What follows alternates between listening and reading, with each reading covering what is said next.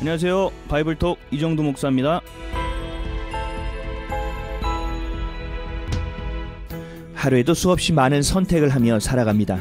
때로는 무의식적으로, 때로는 간절한 기도와 응답을 통해 선택을 합니다. 그래서 모든 것을 내가 선택하며 산다는 착각 속에 살아갑니다. 때로는 자유를 속박으로, 속박은 자유로 착각하며 살아가기도 합니다. 가장 중요한 선택을 해야만 합니다. 오늘은 내 선택은 무엇인가라는 제목으로 하나님의 말씀을 나눠보는 바이블 톡입니다.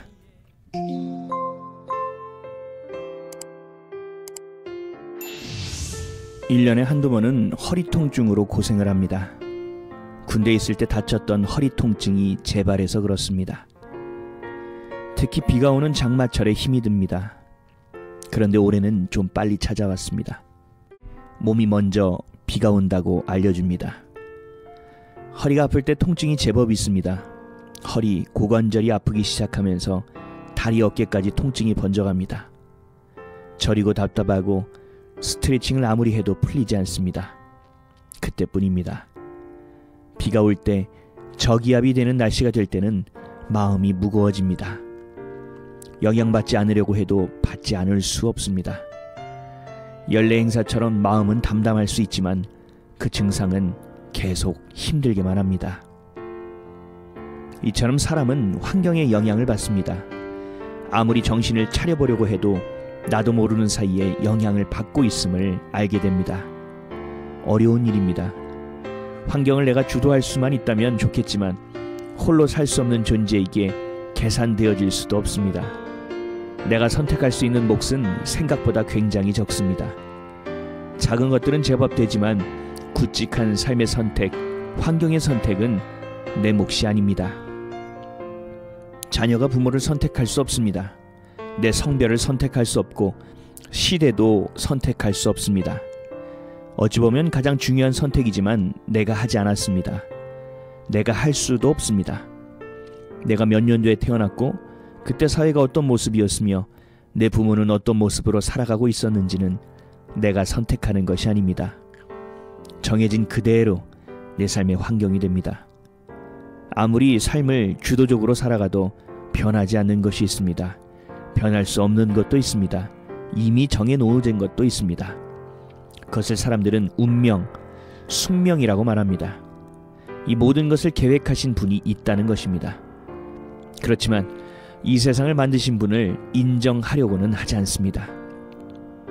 누군가는 생각했고, 누군가는 만들었고, 누군가는 죽어갔고, 누군가는 살 수 있게 만든 세상, 모든 것을 디자인하신 분이 있다는 것을 알려고 하지 않습니다. 그것을 자유라고 착각하고 진짜 자유를 속박이라고 생각합니다.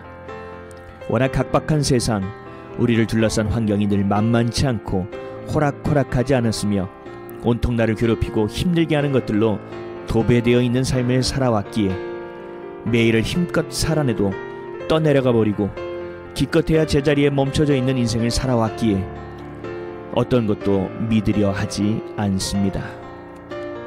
환경 가운데 너무나도 큰 절망과 고통, 상처를 경험한 사람이라면 세상을 만드신 분을 인정하지 않을 뿐 아니라 대적하는 일까지도 생겨나게 됩니다. 안타까움의 연속입니다. 선하게 살아도 질병에 걸릴 수 있고 열심히 살아도 어렵게 살 수도 있습니다. 가장 중요한 환경의 선택은 내가 한 것이 아니기 때문입니다.